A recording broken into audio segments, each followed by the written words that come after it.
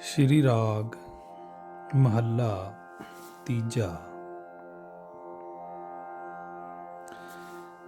हे ਭਾਈ, ਪਰਮਾਤਮਾ ਦੇ ਸੇਵਕਾਂ ਦਾ ਸੇਵਕ ਬਣ।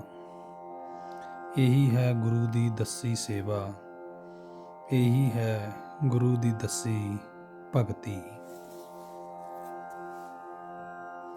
ਇਹ ਦਾਤ ਕਿਸੇ ਵਿਰਲੇ ਭਾਗਾਂ ਵਾਲੇ ਨੂੰ ਮਿਲਦੀ ਹੈ। ਰਹਾਉ। ਗੁਰੂ ਦੀ ਸ਼ਰਨ ਪਿਆਂ ਹੀ ਪਰਮਾਤਮਾ ਦਾ ਨਾਮ ਸਿਮਰਿਆ ਜਾ ਸਕਦਾ ਹੈ। ਆਪਣੇ ਮਨ ਪਿੱਛੇ ਤੁਰਿਆਂ ਸਿਮਰਨ ਦੀ ਸੂਝ ਨਹੀਂ ਪੈਂਦੀ। ਜਿਹੜੇ ਮਨੁੱਖ ਗੁਰੂ ਦੀ ਸ਼ਰਨ ਪੈਂਦੇ ਹਨ,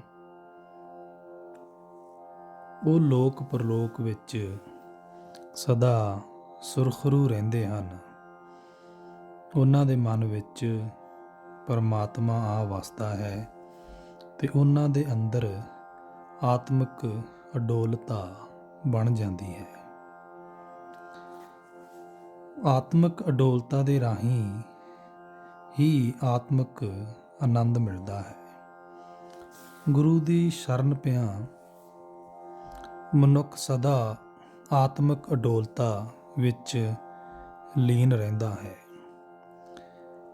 ਜਿਹੜੀਆਂ ਜੀਵ ਇਸਤਰੀਆਂ ਗੁਰੂ ਦੇ ਪ੍ਰੇਮ ਵਿੱਚ ਟਿਕ ਕੇ ਜੀਵਨ ਰਾਹ ਤੇ ਤੁਰਦੀਆਂ ਹਨ, ਉਹ ਪਰਮਾਤਮਾ ਪਤੀ ਦੀ ਪ੍ਰਸੰਨਤਾ ਦੀ ਸੁਭਾਗਤਾ ਵਾਲੀਆਂ ਬਣ ਜਾਂਦੀਆਂ ਹਨ। ਉਹਨਾਂ ਦੀ ਇਹ ਸੁਭਾਗਤਾ ਸਦਾ ਕਾਇਮ ਰਹਿੰਦੀ ਹੈ। ਗੁਰੂ ਦੀ ਸ਼ਰਨ ਪਿਆਂ ਉਹ ਪਤੀ ਪ੍ਰਭੂ ਮਿਲ ਪੈਂਦਾ ਹੈ, ਜੋ ਸਦਾ ਅਟਲ ਹੈ, ਜੋ ਨਾ ਮਰਦਾ ਹੈ ਤੇ ਨਾ ਹੀ ਕਦੇ ਜੰਮਦਾ ਹੈ। ਜਿਹੜੀ ਜੀਵ ਇਸਤਰੀ ਗੁਰੂ ਦੇ ਸ਼ਬਦ ਦੇ ਰਾਹੀਂ ਉਸ ਪ੍ਰਭੂ ਵਿੱਚ ਮਿਲਦੀ ਹੈ, ਉਹ ਮੁੜ ਉਸ ਤੋਂ ਵਿਛੜਦੀ ਨਹੀਂ। ਉਹ ਸਦਾ ਪ੍ਰਭੂ ਪਤੀ ਦੀ ਗੋਦ ਵਿੱਚ ਸਮਾਈ ਰਹਿੰਦੀ ਹੈ। ਪਰਮਾਤਮਾ ਪਵਿੱਤਰ ਸਰੂਪ ਹੈ, ਬਹੁਤ ਹੀ ਪਵਿੱਤਰ ਸਰੂਪ ਹੈ। ਗੁਰੂ ਦੀ ਸ਼ਰਨ ਤੋਂ ਬਿਨਾਂ ਉਸ ਦਾ ਮਿਲਾਪ ਨਹੀਂ ਹੋ ਸਕਦਾ। ਜਿਹੜਾ ਮਨੁੱਖ ਧਾਰਮਿਕ ਪੁਸਤਕਾਂ ਦਾ ਨਿਰਾ ਗਿਆਨ ਹੀ ਪੜ੍ਹਦਾ ਹੈ, ਉਹ ਇਸ ਭੇਤ ਨੂੰ ਨਹੀਂ ਸਮਝਦਾ। ਨਿਰੇ ਧਾਰਮਿਕ ਭੇਖਾਂ ਨਾਲ ਸਗੋਂ ਭਟਕਣਾ ਵਿੱਚ ਪੈ ਕੇ ਕੁਰਾਹੇ ਪੈ ਜਾਂਦਾ ਹੈ। ਗੁਰੂ ਦੀ ਮੱਤ ਤੇ ਤੁਰ ਕੇ ਹੀ ਸਦਾ ਪਰਮਾਤਮਾ ਮਿਲਦਾ ਹੈ ਤੇ ਮਨੁੱਖ ਦੀ ਜੀਭ ਵਿੱਚ ਪਰਮਾਤਮਾ ਦਾ ਨਾਮ ਦਾ ਸਵਾਦ ਟਿਕਿਆ ਰਹਿੰਦਾ ਹੈ। ਜਿਹੜਾ ਮਨੁੱਖ ਗੁਰੂ ਦੀ ਮੱਤ ਅਨੁਸਾਰ ਤੁਰਦਾ ਹੈ, ਉਹ ਆਪਣੇ ਅੰਦਰੋਂ ਮਾਇਆ ਦਾ ਮੋਹ ਮੁਕਾ ਲੈਂਦਾ ਹੈ। ਉਹ ਆਤਮਿਕ ਅਡੋਲਤਾ ਵਿੱਚ ਟਿਕ ਜਾਂਦਾ ਹੈ। ਉਹ ਪ੍ਰਭੂ ਦੇ ਪ੍ਰੇਮ ਵਿੱਚ ਲੀਨ ਰਹਿੰਦਾ ਹੈ। ਗੁਰੂ ਦੇ ਸ਼ਬਦ ਤੋਂ ਬਿਨਾਂ ਜਗਤ ਮਾਇਆ ਦੇ ਮੋਹ ਦੇ ਕਾਰਨ ਦੁਖੀ ਫਿਰਦਾ ਹੈ। ਆਪਣੇ ਮਨ ਦੇ ਪਿੱਛੇ ਤੁਰਨ ਵਾਲੇ ਬੰਦਿਆਂ ਨੂੰ ਮਾਇਆ ਦੀ ਤ੍ਰਿਸ਼ਨਾ ਗ੍ਰਸੀ ਰੱਖਦੀ ਹੈ। हे ਭਾਈ, ਗੁਰੂ ਦੇ ਸ਼ਬਦ ਦੇ ਰਾਹੀਂ ਹੀ ਪ੍ਰਭੂ ਦਾ ਨਾਮ ਸਿਮਰਿਆ ਜਾ ਸਕਦਾ ਹੈ। ਗੁਰੂ ਦੇ ਸ਼ਬਦ ਦੇ ਰਾਹੀਂ ਹੀ ਸਦਾ ਥਿਰ ਪ੍ਰਭੂ ਵਿੱਚ ਲੀਨ ਰਹਿ ਸਕੀਦਾ ਹੈ। ਸਧਾਰਨ ਬੰਦੇ ਤਾਂ ਕਿਤੇ ਰਹੇ, ਯੋਗ ਸਾਧਨਾ ਵਿੱਚ ਪੁੱਗੇ ਹੋਏ ਜੋਗੀ ਵੀ ਮਾਇਆ ਦੇ ਪ੍ਰਭਾਵ ਹੇਠ ਕੁਰਾਹੇ ਪਏ ਭਟਕਦੇ ਫਿਰਦੇ ਹਨ। ਪ੍ਰਭੂ ਪ੍ਰੇਮ ਵਿੱਚ ਉਹਨਾਂ ਦੀ ਸੁਰਤ ਨਹੀਂ ਜੁੜਦੀ। ਇਹ ਮਾਇਆ ਤਿੰਨਾਂ ਭਵਨਾਂ ਵਿੱਚ ਹੀ ਗਲਬਾ ਪਾ ਕੇ ਰੱਖਦੀ ਹੈ। ਸਭ ਜੀਵਾਂ ਨੂੰ ਹੀ ਬਹੁਤ ਬੁਰੀ ਤਰ੍ਹਾਂ ਚਿੰਬੜੀ ਹੋਈ ਹੈ। ਇਹ ਭਾਈ, ਗੁਰੂ ਦੀ ਸ਼ਰਨ ਤੋਂ ਬਿਨਾਂ ਮਾਇਆ ਤੋਂ ਖਲਾਸੀ ਨਹੀਂ ਮਿਲ ਸਕਦੀ। ਮਾਇਆ ਦੇ ਪ੍ਰਭਾਵ ਦੇ ਕਾਰਨ ਪੈਦਾ ਹੋਇਆ ਵਿਤਕਰਾ ਵੀ ਦੂਰ ਨਹੀਂ ਹੁੰਦਾ। ਜੇ ਪੁੱਛੋ ਕਿ ਮਾਇਆ ਕਿਸ ਚੀਜ਼ ਦਾ ਨਾਮ ਹੈ, ਮਾਇਆ ਦਾ ਕੀ ਸਰੂਪ ਹੈ, ਜੀਵਾਂ ਉੱਤੇ ਪ੍ਰਭਾਵ ਪਾ ਕੇ ਉਹਨਾਂ ਦੇ ਰਾਹੀਂ ਮਾਇਆ ਕਿਹੜੇ ਕੰਮ ਕਰਦੀ ਹੈ, ਤਾਂ ਉੱਤਰ ਇਹ ਹੈ ਕਿ ਮਾਇਆ ਦੇ ਪ੍ਰਭਾਵ ਹੇਠ ਇਹ ਜੀਵ ਦੁੱਖ ਦੀ ਨਿਵਰਤੀ ਵਿੱਚ ਤੇ ਸੁੱਖ ਦੀ ਲਾਲਸਾ ਵਿੱਚ ਬੱਝਾ ਰਹਿੰਦਾ ਹੈ। ਮੈਂ ਵੱਡਾ ਹਾਂ, ਮੈਂ ਵੱਡਾ ਬਣ ਜਾਵਾਂ ਦੀ ਪ੍ਰੇਰਨਾ ਵਿੱਚ ਹੀ ਸਾਰੇ ਕੰਮ ਕਰਦਾ ਹੈ। ਗੁਰੂ ਦੇ ਸ਼ਬਦ ਤੋਂ ਬਿਨਾਂ ਜੀਵ ਦੀ ਇਹ ਭਟਕਣਾ ਮੁੱਕਦੀ ਨਹੀਂ, ਨਾ ਹੀ ਇਸ ਦੇ ਅੰਦਰੋਂ ਮੈਂ ਮੇਰੀ ਦੀ ਪ੍ਰੇਰਨਾ ਦੂਰ ਹੁੰਦੀ ਹੈ। ਗੁਰੂ ਦੇ ਸ਼ਬਦ ਤੋਂ ਬਿਨਾਂ ਮਨੁੱਖ ਦੇ ਅੰਦਰ ਪ੍ਰਭੂ ਚਰਨਾਂ ਦੀ ਪ੍ਰੀਤ ਪੈਦਾ ਨਹੀਂ ਹੋ ਹੁੰਦੀ। ਪ੍ਰੀਤ ਤੋਂ ਬਿਨਾਂ ਜੀਵ ਪਾਸੋਂ ਪਰਮਾਤਮਾ ਦੀ ਭਗਤੀ ਨਹੀਂ ਹੋ ਸਕਦੀ। ਪਰਮਾਤਮਾ ਤੇ ਦਰ ਤੇ ਜੀਵ ਕਬੂਲ ਨਹੀਂ ਹੁੰਦਾ। ਗੁਰੂ ਦੇ ਸ਼ਬਦ ਦੇ ਰਾਹੀਂ ਹੀ ਹਉਮੈ ਮਨ ਵਿੱਚੋਂ ਮਾਰੀ ਜਾ ਸਕਦੀ ਹੈ। ਗੁਰੂ ਦੇ ਸ਼ਬਦ ਦੇ ਰਾਹੀਂ ਹੀ ਮਾਇਆ ਦੀ ਪ੍ਰੇਰਨਾ ਤੋਂ ਪੈਦਾ ਹੋਈ ਭਟਕਣਾ ਦੂਰ ਹੁੰਦੀ ਹੈ। ਗੁਰੂ ਦੀ ਸ਼ਰਨ ਪਿਆ ਪਰਮਾਤਮਾ ਦਾ ਨਾਮ ਕੀਮਤੀ ਪਦਾਰਥ ਮਿਲਦਾ ਹੈ। ਆਤਮਿਕ ਅਡੋਲਤਾ ਵਿੱਚ ਤੇ ਪ੍ਰਭੂ ਪ੍ਰੇਮ ਵਿੱਚ ਸਮਾਈ ਹੁੰਦੀ ਹੈ। ਗੁਰੂ ਦੀ ਸ਼ਰਨ ਤੋਂ ਬਿਨਾਂ ਉੱਚੇ ਆਤਮਿਕ ਜੀਵਨ ਦੇ ਗੁਣਾਂ ਦੀ ਕਦਰ ਨਹੀਂ ਪੈਂਦੀ। ਆਤਮਿਕ ਜੀਵਨ ਵਾਲੇ ਗੁਣਾਂ ਤੋਂ ਬਿਨਾਂ ਪਰਮਾਤਮਾ ਦੀ ਭਗਤੀ ਨਹੀਂ ਹੋ ਸਕਦੀ। ਗੁਰੂ ਦੇ ਸ਼ਬਦ ਦੇ ਰਾਹੀਂ ਹੀ ਭਗਤੀ ਨਾਲ ਪਿਆਰ ਕਰਨ ਵਾਲਾ ਪਰਮਾਤਮਾ ਮਨੁੱਖ ਦੇ ਮਨ ਵਿੱਚ ਵਸਦਾ ਹੈ। ਆਤਮਿਕ ਅਡੋਲਤਾ ਪ੍ਰਾਪਤ ਹੁੰਦੀ ਹੈ। ਆਤਮਿਕ ਅਡੋਲਤਾ ਵਿੱਚ ਟਿਕਿਆਂ ਉਹ ਪ੍ਰਭੂ ਮਿਲ ਪੈਂਦਾ ਹੈ। ਇਹ ਨਾਨਕ ਗੁਰੂ ਦੇ ਸ਼ਬਦ ਦੇ ਰਾਹੀਂ ਹੀ ਪਰਮਾਤਮਾ ਦੀ ਸਿਫਤ ਸਲਾਹ ਕੀਤੀ ਜਾ ਸਕਦੀ ਹੈ, ਪਰ ਇਹ ਦਾਤ ਉਸ ਦੀ ਮਿਹਰ ਨਾਲ ਹੀ ਮਿਲਦੀ ਹੈ। ਸ਼੍ਰੀ ਰਾਗ ਮਹੱਲਾ ਤੀਜਾ।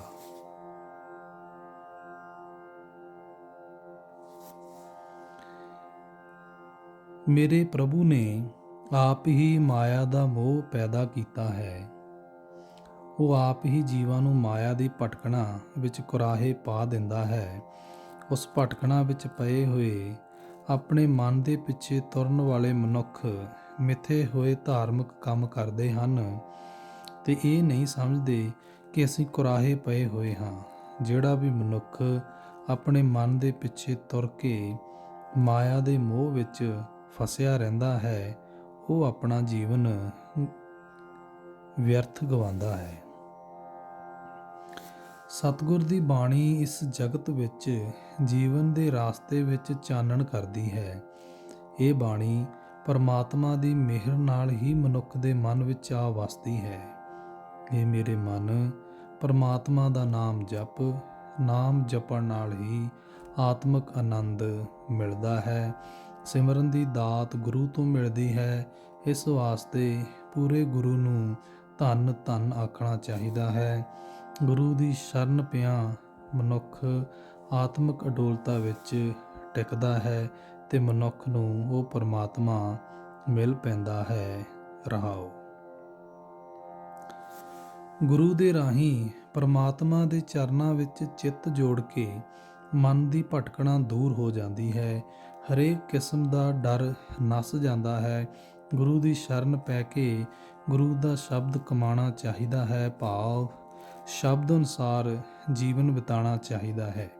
ਇਸ ਤਰ੍ਹਾਂ ਪਰਮਾਤਮਾ ਮਨ ਵਿੱਚ ਆ ਵਸਦਾ ਹੈ। ਅੰਤਰ ਆਤਮੇ ਟਿਕ ਜਾਈਦਾ ਹੈ। ਪ੍ਰਭੂ ਚਰਨਾਂ ਵਿੱਚ ਸਦਾ ਥਿਰ ਪਰਮਾਤਮਾ ਵਿੱਚ ਲੀਨ ਰਹਿ ਸਕੀਦਾ ਹੈ ਤੇ ਆਤਮਿਕ ਮੌਤ ਸੁਚੱਜੇ ਜੀਵਨ ਨੂੰ ਖਾ ਨਹੀਂ ਸਕਦੀ। ਵੇਖੋ, ਨਾਮਦੇਵ ਜਾਤ ਦਾ ਛੀਂਬਾ ਸੀ, ਕਬੀਰ ਜੁਲਾਹਾ ਸੀ। ਉਹਨਾਂ ਨੇ ਪੂਰੇ ਗੁਰੂ ਤੋਂ ਉੱਚੀ ਆਤਮਿਕ ਅਵਸਥਾ ਹਾਸਲ ਕੀਤੀ। ਉਹ ਪਰਮਾਤਮਾ ਦੇ ਨਾਲ ਸਾਂਝ ਪਾਉਣ ਵਾਲੇ ਬਣ ਗਏ। ਉਹਨਾਂ ਪ੍ਰਭੂ ਦੀ ਸਿਫਤ ਸਲਾਹ ਨਾਲ ਡੂੰਘੀ ਸਾਂਝ ਪਾ ਲਈ ਤੇ ਇਸ ਤਰ੍ਹਾਂ ਉਹਨਾਂ ਆਪਣੇ ਅੰਦਰੋਂ ਹਉਮੈ ਦਾ ਵੀ ਨਾਸ ਕਰ ਦਿੱਤਾ। ਇਹ ਭਾਈ, ਹੁਣ ਦੇਵਤੇ ਤੇ ਮਨੁੱਖ ਉਹਨਾਂ ਦੀ ਉਚਾਰੀ ਹੋਈ ਬਾਣੀ ਗਾਉਂਦੇ ਹਨ। ਕੋਈ ਬੰਦਾ ਉਹਨਾਂ ਨੂੰ ਮਿਲੀ ਹੋਈ ਇਸ ਇੱਜ਼ਤ ਨੂੰ ਮਿਟਾ ਨਹੀਂ ਸਕਦਾ। ਹਰਣਾਕਸ਼ ਦੈਂਤ ਦਾ ਪੁੱਤਰ ਭਗਤ ਪ੍ਰਹਿਲਾਦ ਮਿੱਥੇ ਹੋਏ ਧਾਰਮਿਕ ਕਰਮਾਂ ਤੇ ਇੰਦਰੀਆਂ ਨੂੰ ਵਸ ਕਰਨ ਦੀਆਂ ਯੁਕਤਾਂ ਦੱਸਣ ਵਾਲੀਆਂ ਕੋਈ ਪੁਸਤਕਾਂ ਨਹੀਂ ਸੀ ਪੜ੍ਹਦਾ। ਉਹ ਪ੍ਰਭੂ ਤੋਂ ਬਿਨਾਂ ਕਿਸੇ ਹੋਰ ਦੇਵਤੇ ਆਦਿਕ ਨਾਲ ਪਿਆਰ ਕਰਨਾ ਨਹੀਂ ਸੀ ਜਾਣਦਾ। ਪੂਰਾ ਗੁਰੂ ਮਿਲਣ ਦੀ ਬਰਕਤ ਨਾਲ ਉਹ ਪਵਿੱਤਰ ਜੀਵਨ ਵਾਲਾ ਹੋ ਗਿਆ। ਹਰ ਵੇਲੇ ਪਰਮਾਤਮਾ ਦਾ ਨਾਮ ਜਪਣ ਲੱਗਾ। ਉਹ ਇੱਕ ਪਰਮਾਤਮਾ ਦੀ ਸਿਫਤ ਸਲਾਹ ਪੜ੍ਹਦਾ ਸੀ, ਇੱਕ ਪਰਮਾਤਮਾ ਦਾ ਨਾਮ ਹੀ ਸਮਝਦਾ ਸੀ। ਪ੍ਰਭੂ ਤੋਂ ਬਿਨਾਂ ਕਿਸੇ ਹੋਰ ਨੂੰ ਪ੍ਰਭੂ ਵਰਗਾ ਨਹੀਂ ਸੀ ਜਾਣਦਾ। ਜੋਗੀ ਹੋਣ, ਸੰਨਿਆਸੀ ਹੋਣ, ਇਹ ਸਾਰੇ ਹੀ 6 ਭੇਖਾਂ ਦੇ ਸਾਧੂ ਗੁਰੂ ਦੀ ਸ਼ਰਨ ਤੋਂ ਬਿਨਾਂ ਮਾਇਆ ਦੀ ਭਟਕਣਾ ਵਿੱਚ ਪੈ ਕੇ ਕੁਰਾਹੇ ਪਏ ਰਹਿੰਦੇ ਹਨ। ਜਦੋਂ ਇਹ ਗੁਰੂ ਦੀ ਸ਼ਰਨ ਪੈਂਦੇ ਹਨ, ਤਦੋਂ ਪਰਮਾਤਮਾ ਦਾ ਨਾਮ ਆਪਣੇ ਮਨ ਵਿੱਚ ਵਸਾ ਕੇ ਆਤਮਿਕ ਅਵਸਥਾ ਤੇ ਸਹੀ ਜੀਵਨ ਜੁਗਤ ਪ੍ਰਾਪਤ ਕਰਦੇ ਹਨ। ਜਿਸ ਮਨੁੱਖ ਦਾ ਚਿੱਤ ਸਦਾ ਥਿਰ ਪ੍ਰਭੂ ਦੀ ਸਿਫਤ ਸਲਾਹ ਦੀ ਬਾਣੀ ਨਾਲ ਪਰਚਦਾ ਹੈ, ਉਹ ਆਪਣਾ ਜਨਮ ਮਰਨ ਦਾ ਗੇੜ ਮੁਕਾ ਲੈਂਦਾ ਹੈ। ਪੰਡਤ ਲੋਕ ਸ਼ਾਸਤਰ ਆਦਿਕ ਪੜ੍ਹ ਕੇ ਨਿਰੀ ਚਰਚਾ ਹੀ ਕਰਦੇ ਸੁਣਦੇ ਹਨ।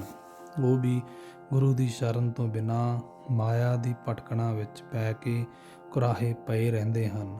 ਕੋਈ ਵੀ ਮਨੁੱਖ ਗੁਰੂ ਦੇ ਸ਼ਬਦ ਤੋਂ ਬਿਨਾਂ ਮਾਇਆ ਦੇ ਮੋਹ ਤੋਂ ਖਲਾਸੀ ਹਾਸਲ ਨਹੀਂ ਕਰ ਸਕਦਾ। ਗੁਰੂ ਦੀ ਸ਼ਰਨ ਤੋਂ ਬਿਨਾਂ 84 ਲੱਖ ਜੂਨਾਂ ਦਾ ਗੇੜ ਬਣਿਆ ਰਹਿੰਦਾ ਹੈ। ਜਦੋਂ ਗੁਰੂ ਮਨੁੱਖ ਨੂੰ ਪ੍ਰਭੂ ਦੇ ਚਰਨਾਂ ਵਿੱਚ ਜੋੜਦਾ ਹੈ, ਜਦੋਂ ਉਹ ਪ੍ਰਭੂ ਦਾ ਨਾਮ ਸਿਮਰਦਾ ਹੈ, ਤਦੋਂ ਉਹ ਉੱਚੀ ਆਤਮਿਕ ਅਵਸਥਾ ਹਾਸਲ ਕਰ ਲੈਂਦਾ ਹੈ। ਜਦੋਂ ਮਨੁੱਖ ਨੂੰ ਪਿਆਰ ਨਾਲ ਗੁਰੂ ਮਿਲਦਾ ਹੈ, ਗੁਰੂ ਦੀ ਕਿਰਪਾ ਨਾਲ ਸਤਸੰਗ ਵਿੱਚ ਰਹਿ ਕੇ ਮਨੁੱਖ ਦੇ ਅੰਦਰ ਆਤਮਾ ਦਾ ਨਾਮ ਪ੍ਰਗਟ ਹੁੰਦਾ ਹੈ। ਮੇਰੀ ਇਹੀ ਅਰਦਾਸ ਹੈ ਕਿ ਮੈਂ ਆਪਣਾ ਮਨ, ਆਪਣਾ ਤਨ ਗੁਰੂ ਦੇ ਹਵਾਲੇ ਕਰਦਿਆਂ ਮੈਂ ਗੁਰੂ ਦੇ ਅੱਗੇ ਆਪਣਾ ਆਪਾ ਗਵਾ ਦਿਆਂ ਤੇ ਮੈਂ ਗੁਰੂ ਦੇ ਪ੍ਰੇਮ ਵਿੱਚ ਜੀਵਨ ਗੁਜ਼ਾਰਾਂ। ਜਿਹੜੇ ਗੁਰੂ ਪਰਮਾਤਮਾ ਦੇ ਨਾਲ ਮੇਰਾ ਚਿੱਤ ਜੋੜ ਦਿੰਦਾ ਹੈ, ਮੈਂ ਆਪਣੇ ਉਸ ਗੁਰੂ ਤੋਂ ਸਦਾ ਸਦਕੇ ਜਾਂਦਾ ਹਾਂ। ਉੱਚੀ ਜਾਤ ਦਾ ਮਾਣ ਵਿਅਰਥ ਹੈ। ਉਹੀ ਬ੍ਰਾਹਮਣ ਹੈ ਜਿਹੜਾ ਬ੍ਰਹਮ ਪ੍ਰਭੂ ਨੂੰ ਪਛਾਣਦਾ ਹੈ, ਜਿਹੜਾ ਪ੍ਰਭੂ ਦੇ ਪ੍ਰੇਮ ਵਿੱਚ ਪ੍ਰਭੂ ਨਾਲ ਰੰਗਿਆ ਰਹਿੰਦਾ ਹੈ। ਜਾਤ ਦਾ ਕੋਈ ਭਿੰਨ ਭੇਦ ਨਹੀਂ। ਪ੍ਰਭੂ ਸਭ ਸਰੀਰਾਂ ਵਿੱਚ, ਸਭ ਜੀਵਾਂ ਦੇ ਨੇੜੇ ਵਸਦਾ ਹੈ, ਪਰ ਇਹ ਗੱਲ ਕੋਈ ਵਿਰਲਾ ਸਮਝਦਾ ਹੈ ਜੋ ਗੁਰੂ ਦੀ ਸ਼ਰਨ ਪਏ। ਹੇ ਨਾਨਕ, ਗੁਰੂ ਦੇ ਸ਼ਬਦ ਵਿੱਚ ਜੁੜਿਆ ਪ੍ਰਭੂ ਦੇ ਨਾਲ ਜਾਣ ਪਛਾਣ ਪੈਂਦੀ ਹੈ, ਪ੍ਰਭੂ ਦਾ ਨਾਮ ਮਿਲਦਾ ਹੈ ਤੇ ਲੋਕ ਪਰਲੋਕ ਵਿੱਚ ਆਦਰ ਮਿਲਦਾ ਹੈ। ਸ਼੍ਰੀ ਰਾਗ ਮਹੱਲਾ ਤੀਜਾ।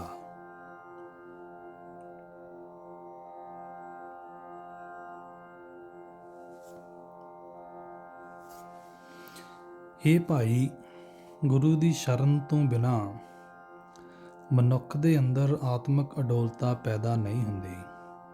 ਗੁਰੂ ਦੇ ਸ਼ਬਦ ਵਿੱਚ ਜੁੜਨ ਤੋਂ ਹੀ ਆਤਮਿਕ ਅਡੋਲਤਾ, ਮਨ ਦੀ ਸ਼ਾਂਤੀ ਪੈਦਾ ਹੁੰਦੀ ਹੈ ਤੇ ਉਹ ਸਦਾ ਸਥਿਰ ਰਹਿਣ ਵਾਲਾ ਹਰੀ ਮਿਲਦਾ ਹੈ। ਰਹਾਓ।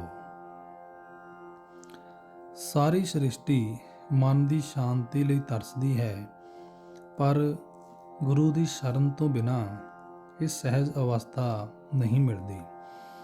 ਪੰਡਤ ਤੇ ਜੋਤਸ਼ੀ ਸ਼ਾਸਤਰ ਆਦਿਕ ਧਾਰਮਿਕ ਪੁਸਤਕਾਂ ਪੜ੍ਹ ਕੇ ਥੱਕ ਗਏ, ਪਰ ਸਹਿਜ ਅਵਸਥਾ ਪ੍ਰਾਪਤ ਨਾ ਕਰ ਸਕੇ।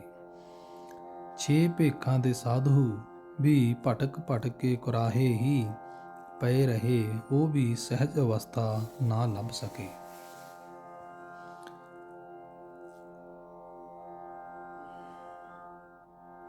ਜਿਨ੍ਹਾਂ ਉੱਤੇ ਪਰਮਾਤਮਾ ਆਪਣੀ ਰਜ਼ਾ ਅਨੁਸਾਰ ਕਿਰਪਾ ਕਰਦਾ ਹੈ, ਉਹ ਗੁਰੂ ਨੂੰ ਮਿਲ ਕੇ ਸਹਿਜ ਅਵਸਥਾ ਪ੍ਰਾਪਤ ਕਰਦੇ ਹਨ।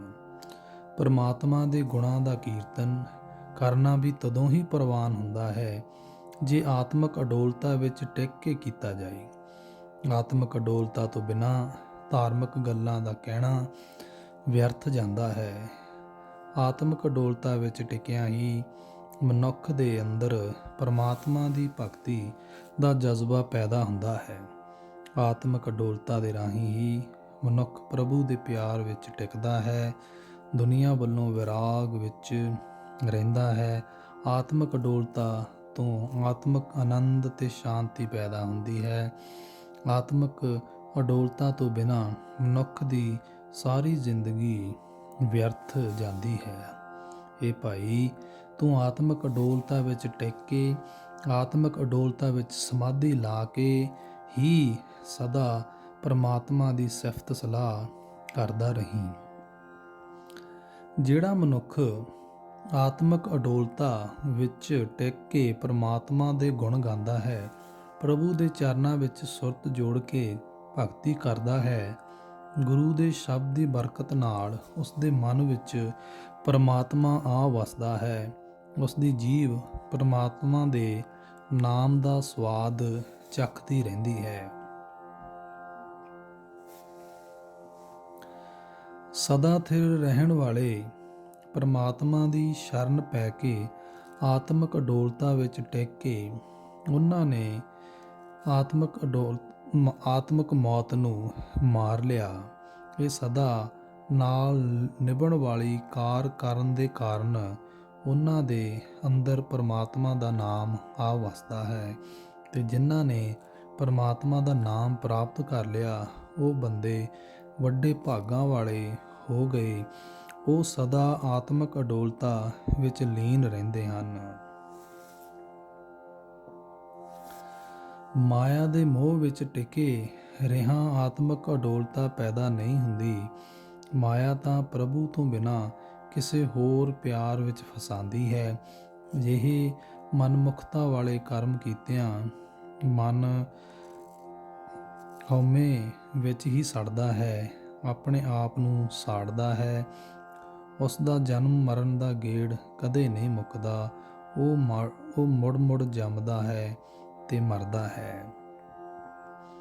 ਮਾਇਆ ਦੇ ਮੋਹ ਵਿੱਚ ਟਿਕੇ ਰਿਹਾ ਆਤਮਿਕ ਅਡੋਲਤਾ ਪੈਦਾ ਨਹੀਂ ਹੁੰਦੀ। ਮਾਇਆ ਦੇ 3 ਗੁਣਾਂ ਦੇ ਕਾਰਨ ਜੀਵ ਭਟਕਣਾ ਵਿੱਚ ਫਸ ਕੇ ਕੁਰਾਹੇ ਪਿਆ ਰਹਿੰਦਾ ਹੈ। ਇਸ ਹਾਲਤ ਵਿੱਚ ਧਾਰਮਿਕ ਪੁਸਤਕਾਂ ਪੜ੍ਹਨ ਦਾ ਵਿਚਾਰ ਤੇ ਹੋਰਨਾਂ ਨੂੰ ਸੁਣਾਉਣ ਦਾ ਕੋਈ ਲਾਭ ਨਹੀਂ ਹੁੰਦਾ, ਕਿਉਂਕਿ ਜੀਵ ਆਪਣੇ ਮੂਲ ਪ੍ਰਭੂ ਤੋਂ ਖੁੰਝ ਕੇ ਗਲਤ ਜੀਵਨ ਰਾਹ ਤੇ ਤੁਰਦਾ ਹੈ। ਮਾਇਆ ਦੇ 3 ਗੁਣਾਂ ਵਿੱਚੋਂ ਲੰਘ ਕੇ ਚੌਥੀ ਆਤਮਿਕ ਅਵਸਥਾ ਵਿੱਚ ਅਪੜਿਆਂ ਮਨ ਦੀ ਸ਼ਾਂਤੀ ਪੈਦਾ ਹੁੰਦੀ ਹੈ। ਇਹ ਆਤਮਿਕ ਅਵਸਥਾ ਗੁਰੂ ਦੇ ਸ਼ਰਨ ਪਿਆਂ ਪ੍ਰਾਪਤ ਹੁੰਦੀ ਹੈ। 3 ਗੁਣਾਂ ਤੋਂ ਨਿਰਲੇਪ ਪਰਮਾਤਮਾ ਦਾ ਨਾਮ ਸਭ ਪਦਾਰਥਾਂ ਦਾ ਖਜ਼ਾਨਾ ਹੈ। ਆਤਮਿਕ ਅਡੋਲਤਾ ਵਿੱਚ ਪਹੁੰਚਿਆਂ ਇਹ ਸਮਝ ਪੈਂਦੀ ਹੈ। ਗੁਣਾਂ ਵਾਲੇ ਜੀਵ ਹੀ ਉਸ ਪ੍ਰਭੂ ਦੀ ਸਿਫਤ ਸਲਾਹ ਕਰਦੇ ਹਨ। ਜਿਹੜੇ ਮਨੁੱਖ ਸਿਫਤ ਸਲਾਹ ਕਰਦੇ ਹਨ, ਉਹ ਸਦਾ ਥਿਰ ਪ੍ਰਭੂ ਦਾ ਰੂਪ ਹੋ ਜਾਂਦੇ ਹਨ। ਉਹਨਾਂ ਦੀ ਸ਼ੋਭਾ ਵੀ ਅਟੱਲ ਹੋ ਜਾਂਦੀ ਹੈ। ਉਹ ਪਰਮਾਤਮਾ ਇਤਨਾ ਦਿਆਲ ਹੈ ਕਿ ਉਹ ਸ਼ਰਨ ਆਏ ਕੁਰਾਹੇ ਪਏ ਬੰਦਿਆਂ ਨੂੰ ਆਤਮਿਕ ਅਡੋਲਤਾ ਵਿੱਚ ਜੋੜ ਦਿੰਦਾ ਹੈ। ਗੁਰੂ ਦੇ ਸ਼ਬਦ ਦੀ ਬਰਕਤ ਨਾਲ ਉਹ ਵਡਭਾਗੀ ਪਰਮਾਤਮਾ ਨਾਲ ਮਿਲਾਪ ਹੋ ਜਾਂਦਾ ਹੈ। ਮਨ ਦੀ ਸ਼ਾਂਤੀ ਤੋਂ ਬਿਨਾਂ ਸਾਰਾ ਜਗਤ ਮਾਇਆ ਦੇ ਮੋਹ ਵਿੱਚ ਅੰਨਾ ਹੋਇਆ ਪਿਆ ਹੈ। ਜਗਤ ਉੱਤੇ ਮਾਇਆ ਦੇ ਮੋਹ ਦਾ ਘੁੱਪ ਹਨੇਰਾ ਛਾਇਆ ਰਹਿੰਦਾ ਹੈ। ਸਦਾ ਥਿਰ ਪ੍ਰਭੂ ਦੀ ਸਿਫਤ ਸਲਾਹ ਦੇ ਸ਼ਬਦ ਦੀ ਰਾਹੀਂ ਜਿਸ ਮਨੁੱਖ ਨੂੰ ਆਤਮਿਕ ਅਡੋਲਤਾ ਵਿੱਚ ਜੁੜ ਕੇ ਪਰਮਾਤਮਾ ਦੇ ਗੁਣਾਂ ਦੀ ਸੂਝ ਪੈਂਦੀ ਹੈ, ਉਹ ਉਸ ਅਪਾਰ ਪ੍ਰਭੂ ਵਿੱਚ ਸੁਰਤ ਜੋੜੀ ਰੱਖਦਾ ਹੈ। ਅਜਿਹੇ ਭਾਗਾਂ ਵਾਲੇ ਬੰਦਿਆਂ ਨੂੰ ਪੂਰੇ ਗੁਰੂ ਨੇ, ਕਰਤਾਰ ਨੇ ਆਪ ਹੀ ਮਿਹਰ ਕਰਕੇ ਆਪਣੇ ਚਰਨਾਂ ਵਿੱਚ ਮਿਲਾ ਲਿਆ ਹੁੰਦਾ ਹੈ। ਆਤਮਿਕ ਅਡੋਲਤਾ ਵਿੱਚ ਪਹੁੰਚ ਕੇ ਉਸ ਪਰਮਾਤਮਾ ਨਾਲ ਸਾਂਝ ਬਣ ਜਾਂਦੀ ਹੈ ਜੋ ਇਹਨਾਂ ਅੱਖਾਂ ਨਾਲ ਨਹੀਂ ਦਿਸਦਾ, ਜਿਸ ਨੂੰ ਕਿਸੇ ਦਾ ਡਰ ਨਹੀਂ, ਜੋ ਨਿਰਾ ਚਾਨਣ ਹੀ ਚਾਨਣ ਹੈ ਤੇ ਜਿਸ ਦਾ ਕੋਈ ਖਾਸ ਰੂਪ ਦੱਸਿਆ ਨਹੀਂ ਜਾ ਸਕਦਾ। ਉਹੀ ਪਰਮਾਤਮਾ ਸਾਰੇ ਜੀਵਾਂ ਨੂੰ ਸਭ ਦਾਤਾਂ ਦੇਣ ਵਾਲਾ ਹੈ ਤੇ ਸਭ ਦੀ ਜੋਤ ਸੁਰਤ ਨੂੰ ਆਪਣੀ ਜੋਤ ਵਿੱਚ ਮਿਲਾਉਣ ਦੇ ਸਮਰੱਥ ਹੈ। ਇਹ ਭਾਈ, ਪੂਰੇ ਗੁਰੂ ਦੇ ਸ਼ਬਦ ਦੇ ਰਾਹੀਂ ਉਸ ਪਰਮਾਤਮਾ ਦੀ ਸਿਫਤ ਸਲਾਹ ਕਰਨੀ ਚਾਹੀਦੀ ਹੈ ਜਿਸ ਦੇ ਗੁਣਾਂ ਦਾ ਅੰਤ ਨਹੀਂ ਪਾਇਆ ਜਾ ਸਕਦਾ, ਜਿਸ ਦੇ ਵਡੱਪਣ ਦਾ ਉਰਲਾ ਤੇ ਪਰਲਾ ਬੰਨਾ ਨਹੀਂ ਲੱਭ ਸਕਦਾ।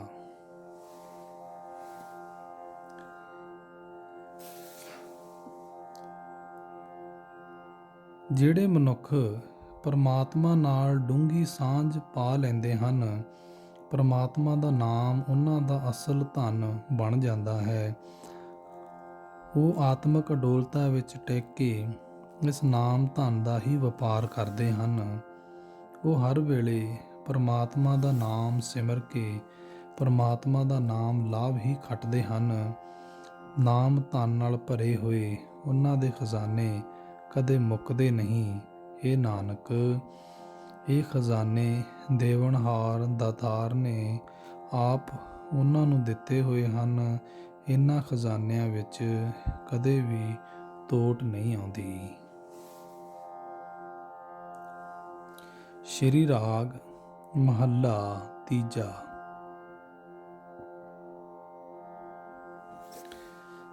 ਇਹ ਮੇਰੇ ਮਨ, ਗੁਰੂ ਨਾਲ ਚਿੱਤ ਜੋੜ, ਗੁਰੂ ਦੀ ਸ਼ਰਨ ਪਿਆ। ਪਰਮਾਤਮਾ ਦਾ ਪਵਿੱਤਰ ਨਾਮ ਸਦਾ ਨਵੇਂ ਆਨੰਦ ਵਾਲਾ ਲੱਗਦਾ ਹੈ ਤੇ ਪਰਮਾਤਮਾ ਆਪ ਮਨ ਵਿੱਚ ਆ ਵਸਦਾ ਹੈ। ਰਹਾਓ। ਜੇ ਗੁਰੂ ਮਿਲ ਪਏ ਤਾਂ 84 ਲੱਖ ਜੂਨਾਂ ਵਾਲਾ ਫੇਰਾ ਨਹੀਂ ਪੈਂਦਾ। ਜਨਮ ਮਰਨ ਵਿੱਚ ਪਾਉਣ ਵਾਲਾ ਦੁੱਖ ਦੂਰ ਹੋ ਜਾਂਦਾ ਹੈ। ਪੂਰੇ ਅਭੁੱਲ ਗੁਰੂ ਦੇ ਸ਼ਬਦ ਵਿੱਚ ਜੁੜਿਆ ਸਹੀ ਜੀਵਨ ਦੀ ਸਮਝ ਆ ਜਾਂਦੀ ਹੈ। ਗੁਰੂ ਦੇ ਸ਼ਰਨ ਪੈਣ ਵਾਲਾ ਮਨੁੱਖ ਪਰਮਾਤਮਾ ਦੇ ਨਾਮ ਵਿੱਚ ਲੀਨ ਟਿਕਿਆ ਰਹਿੰਦਾ ਹੈ। हे ਪ੍ਰਭੂ ਜੀ, ਤੂੰ ਜੀਵਾਂ ਨੂੰ ਆਪਣੀ ਸ਼ਰਨ ਵਿੱਚ ਰੱਖ। ਜਿਸ ਆਤਮਿਕ ਅਵਸਥਾ ਵਿੱਚ ਤੂੰ ਜੀਵਾਂ ਨੂੰ ਰੱਖਦਾ ਹੈ, ਉਸੇ ਵਿੱਚ ਉਹ ਰਹਿੰਦੇ ਹਨ। ਗੁਰੂ ਦੇ ਸ਼ਬਦ ਵਿੱਚ ਜੁੜ ਕੇ ਮਨੁੱਖ ਦੁਨੀਆ ਵਿੱਚ ਵਿਚਰਦਾ ਹੋਇਆ ਹੀ ਵਿਕਾਰਾਂ ਵੱਲੋਂ ਹਟਿਆ ਰਹਿੰਦਾ ਹੈ। ਗੁਰੂ ਦੀ ਸ਼ਰਨ ਪੈ ਕੇ ਸੰਸਾਰ ਸਮੁੰਦਰ ਤੋਂ ਪਾਰ ਲੰਘ ਜਾਈਦਾ ਹੈ। ਇਹ ਭਾਈ, ਪਰਮਾਤਮਾ ਦਾ ਨਾਮ ਵੱਡੀ ਕਿਸਮਤ ਨਾਲ ਮਿਲਦਾ ਹੈ।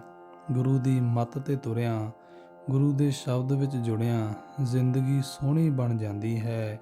ਪਰਮਾਤਮਾ ਪ੍ਰਭੂ ਆਪ ਹੀ ਮਨ ਵਿੱਚ ਆ ਵਸਦਾ ਹੈ। ਗੁਰੂ ਦੇ ਸ਼ਬਦ ਦੇ ਰਾਹੀਂ ਮਨੁੱਖ ਸਦਾ ਆਤਮਿਕ ਅਡੋਲਤਾ ਵਿੱਚ ਟਿਕਿਆ ਰਹਿੰਦਾ ਹੈ। ਕਈ ਐਸੇ ਹਨ ਜੋ ਆਪਣੇ ਮਨ ਦੇ ਪਿੱਛੇ ਤੁਰਦੇ ਹਨ। ਉਹਨਾਂ ਨੂੰ ਗੁਰੂ ਦਾ ਸ਼ਬਦ ਪਿਆਰਾ ਨਹੀਂ ਲੱਗਦਾ।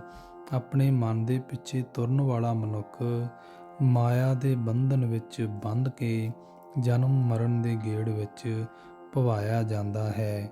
ਉਹ 84 ਲੱਖ ਜੂਨਾਂ ਵਿੱਚ ਮੁੜ ਮੁੜ ਜੰਮਦਾ ਹੈ ਤੇ ਆਪਣਾ ਮਨੁੱਖਾ ਜਨਮ ਵਿਅਰਥ ਗਵਾ ਜਾਂਦਾ ਹੈ। ਪਰਮਾਤਮਾ ਦੀ ਭਗਤੀ ਕਰਨ ਵਾਲੇ ਬੰਦਿਆਂ ਦੇ ਮਨ ਵਿੱਚ ਆਨੰਦ ਬਣਿਆ ਰਹਿੰਦਾ ਹੈ। ਉਹ ਸਦਾ ਥਿਰ ਪ੍ਰਭੂ ਦੀ ਸਿਫਤ ਸਲਾਹ ਦੇ ਸ਼ਬਦ ਵਿੱਚ, ਪ੍ਰਭੂ ਦੇ ਪ੍ਰੇਮ ਰੰਗ ਵਿੱਚ ਰੰਗੇ ਰਹਿੰਦੇ ਹਨ। ਉਹ ਸਦਾ ਹਰ ਵੇਲੇ ਪਰਮਾਤਮਾ ਦੇ ਪਵਿੱਤਰ ਗੁਣ ਗਾਉਂਦੇ ਰਹਿੰਦੇ ਹਨ, ਜਿਸ ਦੀ ਬਰਕਤ ਨਾਲ ਉਹ ਆਤਮਿਕ ਅਡੋਲਤਾ ਵਿੱਚ ਤੇ ਪ੍ਰਭੂ ਦੇ ਨਾਮ ਵਿੱਚ ਹੀ ਲੀਨ ਰਹਿੰਦੇ ਹਨ। ਗੁਰੂ ਦੇ ਸਨਮੁਖ ਰਹਿਣ ਵਾਲੇ ਮਨੁੱਖ ਸਾਰੀ ਸ੍ਰਿਸ਼ਟੀ ਨੂੰ ਪਰਮਾਤਮਾ ਨੂੰ ਵਸਦਾ ਪਛਾਣ ਕੇ ਆਤਮਿਕ ਜੀਵਨ ਦੇਣ ਵਾਲੀ ਪ੍ਰਭੂ ਦੀ ਸਿਫਤ ਸਲਾਹ ਦੀ ਬਾਣੀ ਉਚਾਰਦੇ ਹਨ। ਗੁਰੂ ਦੇ ਸਨਮੁਖ ਰਹਿਣ ਵਾਲੇ ਮਨੁੱਖ ਸਾਰੀ ਸ੍ਰਿਸ਼ਟੀ ਵਿੱਚ ਪਰਮਾਤਮਾ ਨੂੰ ਵਸਦਾ ਪਛਾਣ ਕੇ ਆਤਮਿਕ ਜੀਵਨ ਦੇਣ ਵਾਲੀ ਪ੍ਰਭੂ ਦੀ ਸਿਫਤ ਸਲਾਹ ਦੀ ਬਾਣੀ ਉਚਾਰਦੇ ਰਹਿੰਦੇ ਹਨ। ਗੁਰੂ ਦੀ ਸ਼ਰਨ ਪੈ ਕੇ ਉਹ ਮਨੁੱਖ ਇੱਕ ਪਰਮਾਤਮਾ ਦਾ ਹੀ ਸਿਮਰਨ ਕਰਦੇ ਹਨ, ਪਰਮਾਤਮਾ ਦਾ ਹੀ ਆਰਾਧਨ ਕਰਦੇ ਹਨ ਤੇ ਉਸ ਪਰਮਾਤਮਾ ਦੀਆਂ ਹੀ ਕਥਾ ਕਹਾਣੀਆਂ ਕਰਦੇ ਹਨ, ਜਿਸ ਦੇ ਸਾਰੇ ਗੁਣ ਬਿਆਨ ਨਹੀਂ ਹੋ ਸਕਦੇ। ਇਹ ਭਾਈ, ਸਦਾ ਥਿਰ ਰਹਿਣ ਵਾਲੇ ਮਾਲਕ ਪ੍ਰਭੂ ਨੂੰ ਸਿਮਰਨਾ ਚਾਹੀਦਾ ਹੈ। ਜਿਹੜੇ ਮਨੁੱਖ ਗੁਰੂ ਦੀ ਸ਼ਰਨ ਪੈ ਕੇ ਸਿਮਰਦੇ ਹਨ, ਉਹਨਾਂ ਦੇ ਮਨ ਵਿੱਚ ਪ੍ਰਭੂ ਆ ਵਸਦਾ ਹੈ। ਉਹ ਵਡਭਾਗੀ ਮਨੁੱਖ ਸਦਾ ਪ੍ਰਭੂ ਦੇ ਪ੍ਰੇਮ ਰੰਗ ਵਿੱਚ ਰੰਗੇ ਰਹਿੰਦੇ ਹਨ, ਸਦਾ ਥਿਰ ਪ੍ਰਭੂ ਨਾਲ ਜੁੜੇ ਰਹਿੰਦੇ ਹਨ। ਪ੍ਰਭੂ ਆਪਣੀ ਕਿਰਪਾ ਕਰਕੇ ਉਹਨਾਂ ਨੂੰ ਆਪਣੇ ਨਾਲ ਮਿਲਾ ਲੈਂਦਾ ਹੈ। ਪਰ ਇਹ ਸਾਰੀ ਖੋਜ ਪਰਮਾਤਮਾ ਦੇ ਆਪਣੇ ਹੱਥ ਵਿੱਚ ਹੀ ਹੈ। ਪ੍ਰਭੂ ਆਪ ਹੀ ਸਭ ਜੀਵਾਂ ਵਿੱਚ ਪ੍ਰੇਰਕ ਹੋ ਕੇ ਸਭ ਕੁਝ ਕਰਦਾ ਹੈ, ਆਪ ਹੀ ਜੀਵਾਂ ਪਾਸੋਂ ਕਰਾਂਦਾ ਹੈ। ਮਾਇਆ ਦੀ ਨੀਂਦ ਵਿੱਚ ਸੁੱਤੇ ਹੋਏ ਕਈ ਜੀਵਾਂ ਨੂੰ ਪ੍ਰਭੂ ਆਪ ਹੀ ਜਗਾ ਦਿੰਦਾ ਹੈ। ਇਹ ਨਾਨਕ, ਗੁਰੂ ਦੇ ਸ਼ਬਦ ਵਿੱਚ ਜੋੜ ਕੇ ਪ੍ਰਭੂ ਆਪ ਹੀ ਉਹਨਾਂ ਨੂੰ ਆਪਣੇ ਚਰਨਾਂ ਵਿੱਚ ਮਿਲਾ ਲੈਂਦਾ ਹੈ। ਸ਼੍ਰੀ ਰਾਗ ਮਹੱਲਾ ਤੀਜਾ।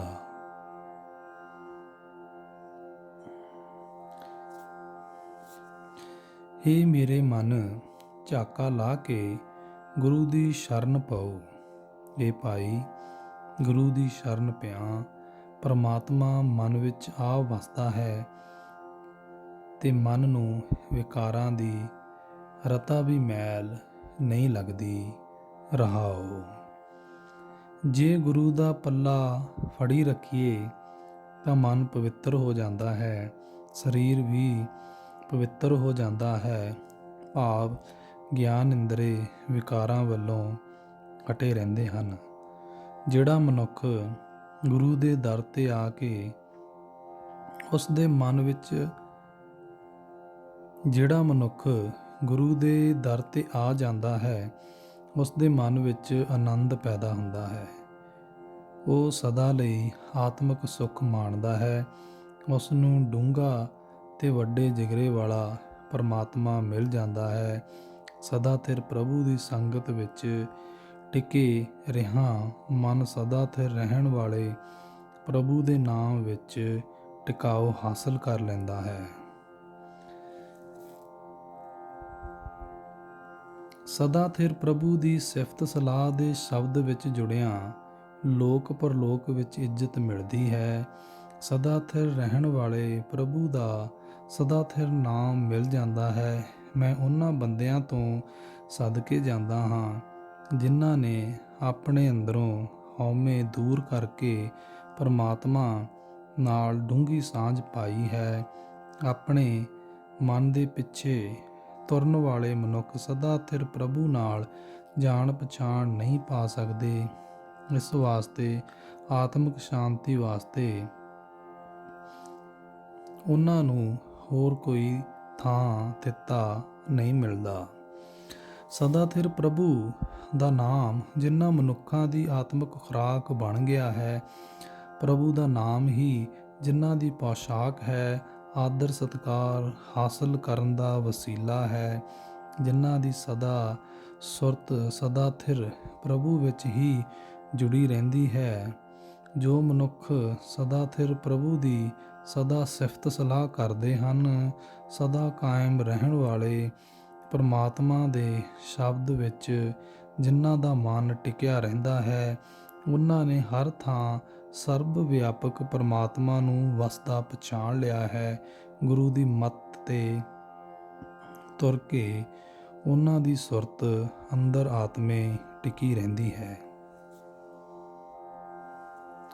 ਜਿਹੜਾ ਮਨੁੱਖ ਸਦਾ ਥਿਰ ਪ੍ਰਭੂ ਨੂੰ ਹੀ ਹਰ ਥਾਂ ਵੇਖਦਾ ਹੈ, ਸਦਾ ਥਿਰ ਪ੍ਰਭੂ ਹੀ ਜਿਸ ਨੂੰ ਹਰ ਥਾਂ ਬੋਲਦਾ ਦਿਸਦਾ ਹੈ, ਤੇ ਉਹ ਮਾਇਆ ਦੇ ਹੱਲਿਆਂ ਵੱਲੋਂ ਅਡੋਲ ਹੋ ਜਾਂਦਾ ਹੈ।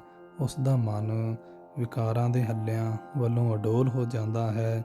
ਸਦਾ ਥਿਰ ਪ੍ਰਭੂ ਦਾ ਸਿਮਰਨ ਹੀ ਉਹ ਸਿੱਖਿਆ ਦੇ ਉਪਦੇਸ਼ ਗ੍ਰਹਿਣ ਕਰਦਾ ਹੈ।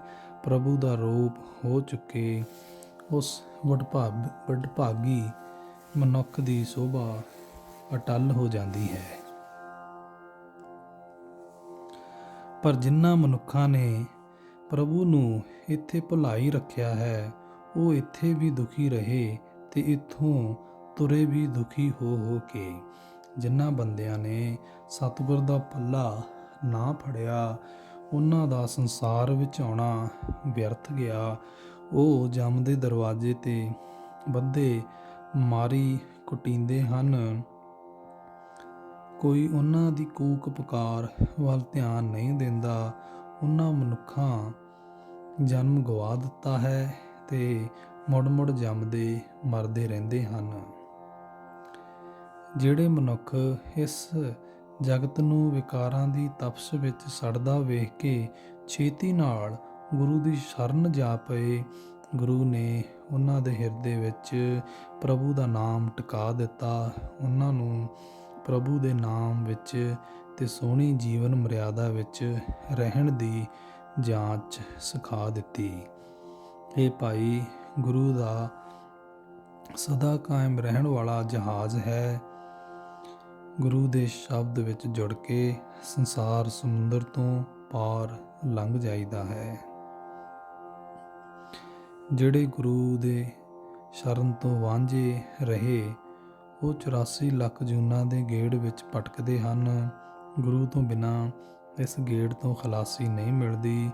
ਪੰਡਤ ਲੋਕ ਸ਼ਾਸਤਰ ਆਦਿ ਧਰਮ ਪੁਸਤਕਾਂ ਨੂੰ ਪੜ੍ਹ ਕੇ ਥੱਕ ਗਏ। ਮੌਨ ਧਾਰੀ ਸਾਧੂ ਸਮਾਧੀਆਂ ਲਾ ਥੱਕ ਗਏ। ਗੁਰੂ ਦੀ ਸ਼ਰਨ ਤੋਂ ਬਿਨਾਂ 84 ਦੇ ਗੇੜ ਤੋਂ ਖਲਾਸੀ ਪ੍ਰਾਪਤ ਨਾ ਕਰ ਸਕੇ। ਉਹਨਾਂ ਨੇ ਸਗੋਂ ਪ੍ਰਭੂ ਤੋਂ ਬਿਨਾਂ ਹੋਰ ਦੇ ਪਿਆਰ ਵਿੱਚ ਆਪਣੀ ਇੱਜ਼ਤ ਗਵਾ ਲਈ ਹੈ। ਜਿਸ ਮਨੁੱਖ ਨੂੰ ਗੁਰੂ ਨੇ ਆਪਣਾ ਸ਼ਬਦ ਸੁਣਾ ਦਿੱਤਾ, ਉਸ ਨੂੰ ਨਿਸ਼ਚਾ ਹੋ ਗਿਆ ਕਿ ਸਦਾ ਥਿਰ ਪ੍ਰਭੂ ਤੋਂ ਬਿਨਾਂ ਹੋਰ ਕੋਈ ਜੀਵ ਦਾ ਰਾਖਾ ਨਹੀਂ ਹੈ। ਪਰ ਜੀਵਾਂ ਦੇ ਵੀ ਕੀ ਵਸ, ਜਿਨ੍ਹਾਂ ਜੀਵਾਂ ਨੂੰ ਸਦਾ ਥਿਰ ਪ੍ਰਭੂ ਨੇ ਆਪਣੀ ਯਾਦ ਵਿੱਚ ਜੋੜਿਆ ਹੈ, ਉਹੀ ਸਦਾ ਥਿਰ ਦੇ ਨਾਮ ਵਿੱਚ ਲੱਗੇ ਰਹੇ। ਉਹ ਸਦਾ ਇਹ ਨਾਲ ਨਿਭਣ ਵਾਲੀ ਕਾਰ ਕਰਦੇ ਰਹੇ। ਉਹਨਾਂ ਬੰਦਿਆਂ ਨੇ ਮਾਇਆ ਦੀ ਭਟਕਣਾ ਤੋਂ ਬਚ ਕੇ ਅੰਤਰ ਆਤਮੇ ਟਿਕਾਣਾ ਪ੍ਰਾਪਤ ਕਰ ਲਿਆ। ਉਹ ਬੰਦੇ ਸਦਾ ਥਿਰ ਰਹਿਣ ਵਾਲੇ ਪ੍ਰਭੂ ਦੀ ਹਜ਼ੂਰੀ ਵਿੱਚ ਰਹਿੰਦੇ ਹਨ। ਇਹ ਨਾਨਕ, ਪਰਮਾਤਮਾ ਦੀ ਭਗਤੀ ਕਰਨ ਵਾਲੇ ਬੰਦੇ ਸਦਾ ਸੁਖੀ ਰਹਿੰਦੇ ਹਨ। ਉਹ ਸਦਾ ਥਿਰ ਪ੍ਰਭੂ ਦੇ ਨਾਮ ਵਿੱਚ ਸਦਾ ਲਈ ਮਸਤ ਰਹਿੰਦੇ ਹਨ। ਸ੍ਰੀ ਰਾਗ ਮਹੱਲਾ ਪੰਜਵਾਂ।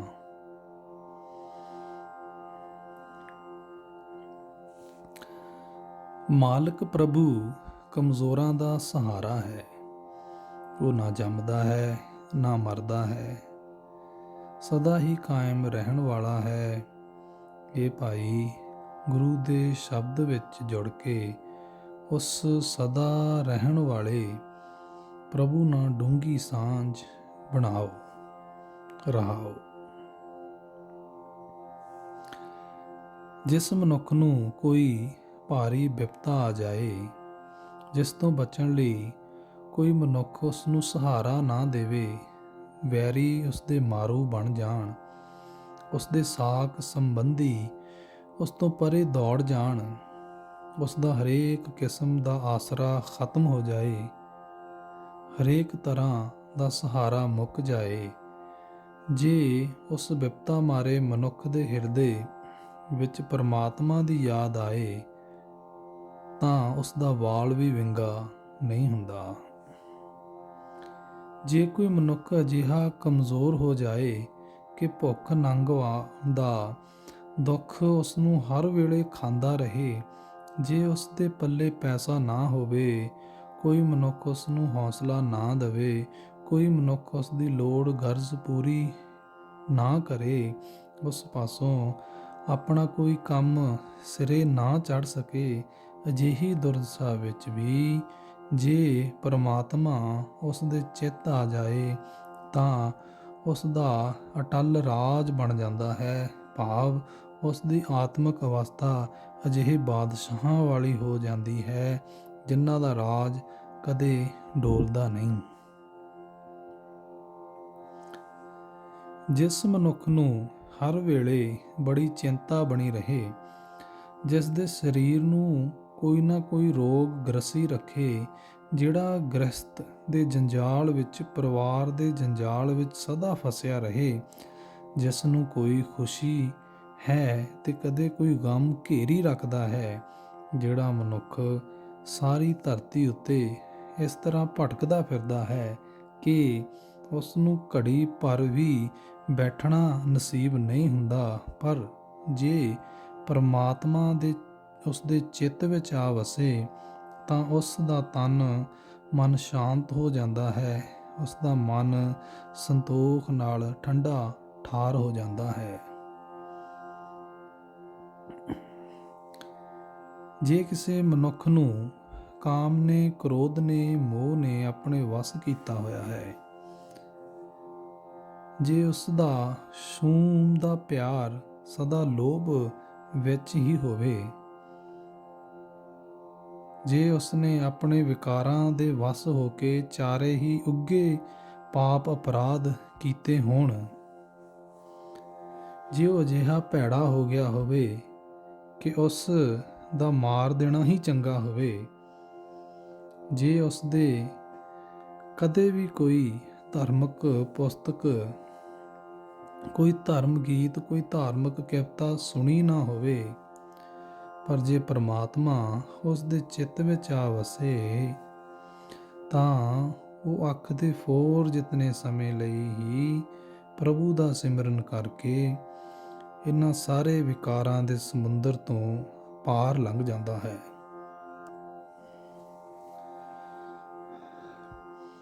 ਜੇ ਕੋਈ ਮਨੁੱਖ ਚਾਰੇ ਵੇਦ, ਸਾਰੇ ਸ਼ਾਸਤਰ ਤੇ ਸਾਰੀਆਂ ਸਿਮਰਤੀਆਂ ਨੂੰ ਮੂੰਹ ਜ਼ੁਬਾਨੀ ਉਚਾਰ ਕੇ ਵਿਚਾਰ ਕਰ ਸਕਦਾ ਹੋਵੇ, ਜੇ ਉਹ ਵੱਡੇ ਵੱਡੇ ਤਪੀਆਂ ਤੇ ਜੋਗੀਆਂ ਵਾਂਗ ਹਰੇਕ ਤੀਰਥ ਉੱਤੇ ਜਾਂਦਾ ਹੋਵੇ, ਜੇ ਉਹ ਤੀਰਥਾਂ ਉੱਤੇ ਇਸ਼ਨਾਨ ਕਰਕੇ ਦੇਵੀ ਦੇਵਤਿਆਂ ਦੀ ਪੂਜਾ ਕਰਦਾ ਹੋਵੇ ਤੇ ਮੰਨੇ ਪ੍ਰਮੰਨੇ 6 ਧਾਰਮਿਕ ਕੰਮਾਂ ਨਾਲੋਂ ਦੂਣੇ ਧਾਰਮਿਕ ਕਰਮ ਨਿਤ ਕਰਦਾ ਹੋਵੇ, ਪਰ ਜੇ ਪਰਮਾਤਮਾ ਦੇ ਚਰਨਾਂ ਦਾ ਪਿਆਰ ਉਸ ਦੇ ਅੰਦਰ ਨਹੀਂ ਹੈ ਤਾਂ ਉਹ ਜ਼ਰੂਰ ਨਰਕ ਵਿੱਚ ਹੀ ਜਾਂਦਾ ਹੈ।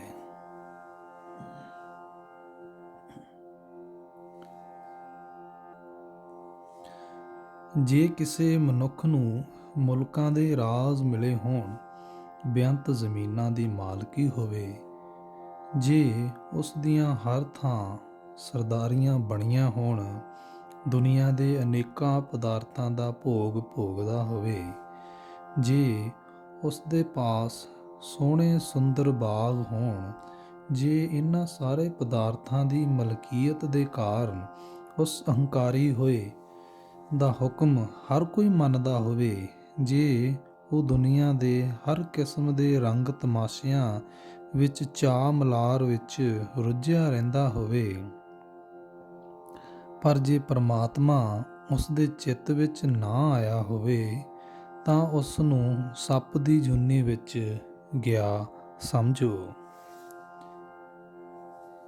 ਜੇ ਕੋਈ ਮਨੁੱਖ ਬੜੇ ਧਨ ਵਾਲਾ ਹੋਵੇ, ਚੰਗੀ ਰਹਿਣੀ ਬਹਿਣੀ ਵਾਲਾ ਹੋਵੇ, ਸੋਭਾ ਵਾਲਾ ਹੋਵੇ ਤੇ ਸਾਫ ਸੁਥਰੀ ਜੀਵਨ ਮਰਿਆਦਾ ਵਾਲਾ ਹੋਵੇ, ਜੇ ਉਸ ਦਾ ਆਪਣੇ ਮਾਂ ਪਿਓ ਪੁੱਤਰ ਭਰਾਵਾਂ ਤੇ ਸੱਜਣ ਮਿੱਤਰਾਂ ਨਾਲ ਪ੍ਰੇਮ ਹੋਵੇ, ਜੇ ਤਰਕਸ਼ ਬੰਨਣ ਵਾਲੇ ਯੋਧਿਆਂ ਦੇ ਲਸ਼ਕਰ ਉਸ ਨੂੰ ਸਲਾਮਾ ਕਰਦੇ ਹੋਣ, ਸਾਰੀ ਸ੍ਰਿਸ਼ਟੀ ਹੀ ਉਸ ਨੂੰ ਜੀ ਜੀ ਆਖਦੀ ਹੋਵੇ, ਪਰ ਜੇ ਪਰਮਾਤਮਾ ਦਾ ਨਾਮ ਉਸ ਦੇ ਚਿੱਤ ਵਿੱਚ ਨਹੀਂ ਵਸਦਾ ਤਾਂ ਉਹ ਆਖਰ ਲਿਜਾ ਕੇ ਨਰਕ ਵਿੱਚ ਪਾਇਆ ਜਾਂਦਾ ਹੈ। ਜੇ ਕਿਸੇ ਮਨੁੱਖ ਦੇ ਸਰੀਰ ਨੂੰ ਕਦੇ ਰੋਗ ਨਾ ਲੱਗਾ ਹੋਵੇ, ਕੋਈ ਕਿਸੇ ਤਰ੍ਹਾਂ ਦੀ ਤਕਲੀਫ ਨਾ ਆਈ ਹੋਵੇ, ਕਿਸੇ ਤਰ੍ਹਾਂ ਦੀ ਚਿੰਤਾ ਫਿਕਰ ਉਸ ਨੂੰ ਨਾ ਹੋਵੇ, ਜੇ ਉਸ ਨੂੰ ਕਦੇ ਮੌਤ ਦਾ ਫਿਕਰ ਚੇਤੇ ਨਾ ਆਇਆ ਹੋਵੇ, ਜੇ ਉਹ ਦਿਨ ਰਾਤ ਦੁਨੀਆ ਦੇ ਭੋਗ ਭੋਗਦਾ ਰਹਿੰਦਾ ਹੋਵੇ, ਜੇ ਉਸਨੇ ਦੁਨੀਆ ਦੀ ਹਰੇਕ ਚੀਜ਼ ਨੂੰ ਆਪਣੀ ਬਣਾ ਲਿਆ ਹੋਵੇ, ਕਦੇ ਉਸ ਦੇ ਚਿੱਤ ਵਿੱਚ ਆਪਣੀ ਮਲਕੀਅਤ ਬਾਰੇ ਕੋਈ ਸ਼ੰਕਾ ਨਾ ਉੱਠਿਆ ਹੋਵੇ, ਜੇ ਪਰਮਾਤਮਾ ਉਸ ਦੇ ਚਿੱਤ ਵਿੱਚ ਨਹੀਂ ਆਇਆ ਤਾਂ ਅੰਤ ਜਮਰਾਜ ਦੇ ਦੂਤਾਂ ਦੇ ਵੱਸ ਪੈਂਦਾ ਹੈ। ਜਿਸ ਵਡਭਾਗੀ ਮਨੁੱਖ ਉੱਤੇ ਪਰਮਾਤਮਾ ਮਿਹਰ ਕਰਦਾ ਹੈ, ਉਸ ਨੂੰ ਸਤਸੰਗ ਪ੍ਰਾਪਤ ਹੁੰਦਾ ਹੈ ਤੇ ਇਹ ਇੱਕ ਕੁਦਰਤੀ ਨਿਯਮ ਹੈ ਕਿ ਜਿਉਂ-ਜਿਉਂ ਉਹ ਸਤਸੰਗ ਵਿੱਚ ਬੈਠਣਾ ਵਧਾਇਆ ਜਾਂਦਾ ਹੈ, ਤਿਉਂ-ਤਿਉਂ ਪਰਮਾਤਮਾ ਨਾਲ ਪਿਆਰ ਵੀ ਵੱਧਦਾ ਹੈ। ਪਰ ਦੁਨੀਆ ਦਾ ਮੋਹ ਤੇ ਪ੍ਰਭੂ ਚਰਨਾਂ ਦਾ ਪਿਆਰ, ਇਹਨਾਂ ਦੋਹਾਂ ਪਾਸਿਆਂ ਦਾ ਮਾਲਕ ਪਰਮਾਤਮਾ ਆਪ ਹੀ ਹੈ। ਕਿਸੇ ਨੂੰ ਮਾਇਆ ਦੇ ਮੋਹ ਵਿੱਚ ਪਾਈ ਰੱਖਦਾ ਹੈ, ਕਿਸੇ ਨੂੰ ਆਪਣੇ ਚਰਨਾਂ ਦਾ ਪਿਆਰ ਬਖਸ਼ਦਾ ਹੈ। ਉਸ ਪ੍ਰਭੂ ਤੋਂ ਬਿਨਾਂ ਜੀਵਾਂ ਵਾਸਤੇ ਕੋਈ ਹੋਰ ਦੂਜਾ ਸਹਾਰਾ ਨਹੀਂ ਹੈ। ਇਹ ਨਾਨਕ, ਜਦੋਂ ਪ੍ਰਭੂ ਦੀ ਮਿਹਰ ਹੋਵੇ ਤਾਂ ਉਹ ਗੁਰੂ ਮਿਲਾਂਦਾ ਹੈ ਤੇ ਗੁਰੂ ਦੇ ਪ੍ਰਸੰਨ ਹੋਇਆਂ ਸਦਾ ਥਿਰ ਰਹਿਣ ਵਾਲੇ ਪ੍ਰਭੂ ਦਾ ਨਾਮ ਪ੍ਰਾਪਤ ਹੋ ਜਾਂਦਾ ਹੈ। ਸ਼੍ਰੀ ਰਾਗ ਮਹੱਲਾ ਪੰਜਵਾਂ, ਘਰ ਪੰਜਵਾਂ।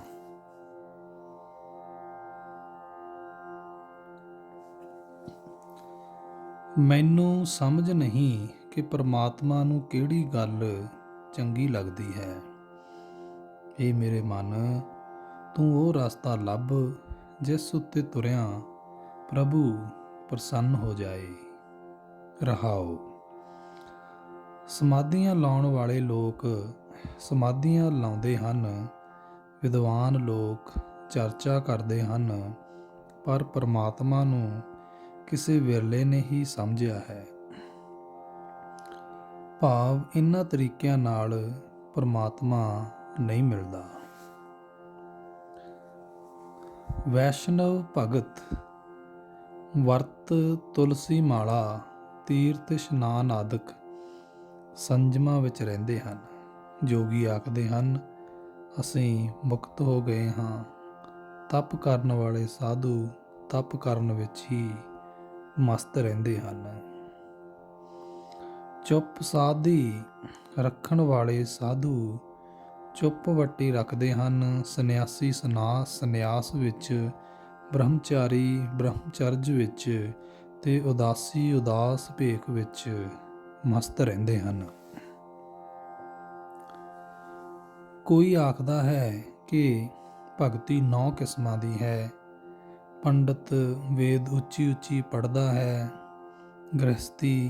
ਗ੍ਰਸਤ ਧਰਮ ਵਿੱਚ ਮਸਤ ਰਹਿੰਦਾ ਹੈ, ਅਨੇਕਾਂ ਐਸੇ ਜੋ ਅਲੱਖ ਅਲੱਖ ਪੁਕਾਰਦੇ ਹੋਏ, ਕੋਈ ਬਹਰੂਪੀਏ ਹਨ, ਕੋਈ ਨਾਗੇ ਹਨ, ਕੋਈ ਖਾਸ ਕਿਸਮ ਦਾ ਚੋਲਾ ਆਦਿਕ ਪਹਿਨਣ ਵਾਲੇ ਹਨ, ਕੋਈ ਨਾਟਕ ਚੇਟਕ ਸਾਂਗ ਆਦਿਕ ਬਣਾ ਕੇ ਲੋਕਾਂ ਨੂੰ ਪ੍ਰਸੰਨ ਕਰਦੇ ਹਨ। ਕਈ ਐਸੇ ਹਨ ਜੋ ਰਾਤਾਂ ਜਾਗ ਕੇ ਗੁਜ਼ਾਰਦੇ ਹਨ। ਇੱਕ ਐਸੇ ਹਨ ਜੋ ਹਰੇਕ ਤੀਰਥ ਉੱਤੇ ਇਸ਼ਨਾਨ ਕਰਦੇ ਹਨ। ਅਨੇਕਾਂ ਐਸੇ ਹਨ ਜੋ ਭੁੱਖੇ ਹੀ ਰਹਿੰਦੇ ਹਨ। ਕਈ ਐਸੇ ਹਨ ਜੋ ਦੂਜਿਆਂ ਨਾਲ ਛੂਹਦੇ ਨਹੀਂ ਤਾਂ ਕਿ ਕਿਸੇ ਦੀ ਪਿੱਠ ਨਾ ਲੱਗ ਜਾਏ। ਅਨੇਕਾਂ ਐਸੇ ਹਨ ਜੋ ਗੁਫਾ ਆਦਿ ਵਿੱਚ ਲੁਕ ਕੇ ਰਹਿੰਦੇ ਹਨ ਤੇ ਕਿਸੇ ਨੂੰ ਦਰਸ਼ਨ ਨਹੀਂ ਦਿੰਦੇ। ਕਈ ਐਸੇ ਹਨ ਜੋ ਆਪਣੇ ਮਨ ਵਿੱਚ ਹੀ ਗਿਆਨਵਾਨ ਬਣੇ ਹੋਏ ਹਨ। ਇਹਨਾਂ ਵਿੱਚੋਂ ਕਿਸੇ ਨੇ ਵੀ ਆਪਣੇ ਆਪ ਨੂੰ ਕਿਸੇ ਹੋਰ ਨਾਲੋਂ ਘੱਟ ਨਹੀਂ ਅਖਵਾਇਆ। ਇਹੀ ਸਭ ਆਖਦੇ ਹਨ ਕਿ ਅਸੀਂ ਪਰਮਾਤਮਾ ਨੂੰ ਲੱਭ ਲਿਆ ਹੈ, ਪਰ ਪ੍ਰਭੂ ਦਾ ਭਗਤ ਉਹੀ ਹੈ ਜਿਸ ਨੂੰ ਪਰਮਾਤਮਾ ਨੇ ਆਪਣੇ ਨਾਲ ਮਿਲਾ ਲਿਆ ਹੈ। ਪਰ ਮੈਂ ਤਾਂ ਇਹ ਸਾਰੀਆਂ ਦਲੀਲਾਂ ਤੇ ਸਾਰੇ ਹੀ ਉਪਾਅ ਛੱਡ ਦਿੱਤੇ ਹਨ ਤੇ ਪ੍ਰਭੂ ਦੀ ਹੀ ਸ਼ਰਨ ਪਿਆ ਹਾਂ। ਨਾਨਕ ਤਾਂ ਗੁਰੂ ਦੀ ਚਰਨੀ ਆ ਡਿੱਗਾ ਹੈ।